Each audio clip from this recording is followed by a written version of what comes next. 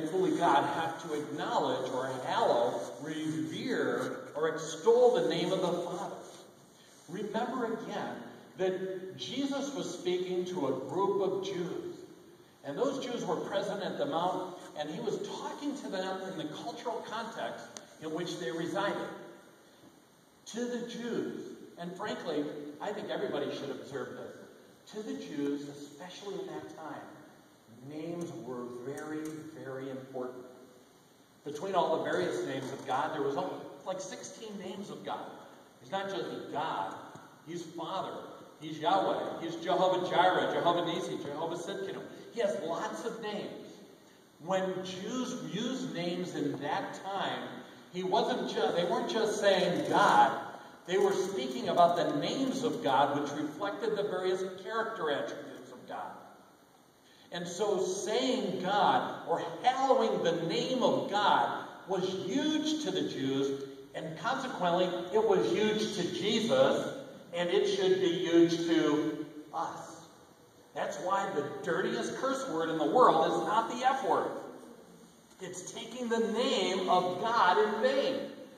When we take the name of God in vain, we are stepping on his character, we're stepping on his life, we're stepping on, if we're taking the Lord's name in vain, we're stepping on what he did on the cross for us. So Jesus was beginning this prayer with an acknowledgement that he was praying to the Father who was in heaven. And God, hallowed be your name. He was saying, everything about you is magnificent. Why is it important again?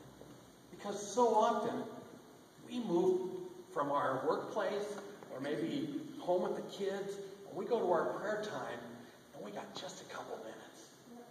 So we get right to our list. Well, let's see. I need this, I need that, I need this, I need that. Jesus was saying, first, you got to be pointed in the right direction. We're sharing this. We're speaking these prayers. Our Father, who art in heaven, and spend time revering his name. And if you need something ultimately, and we know the name of God is Jehovah-Jireh, thank him as Jehovah-Jireh, God our provider. But that we don't just willy-nilly skip over the business of our lives so that we can try to get some God results out of a quick, unheartfelt prayer, that we only are going to put some substance in if we get the quick reward of that prayer. But once again, a Special K challenge, we're talking about getting to know God, develop intimate fellowship with God. God already knows what you need before you ask it.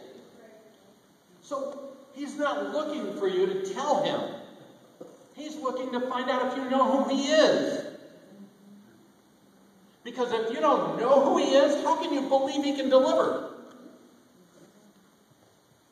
So hallowed be the name of God is a critical element not to be taken lightly. God's names were considered truly holy. You know, if you correspond, as I often do with some Jewish friends, especially that are in the travel business that handle some trips to Israel for us in the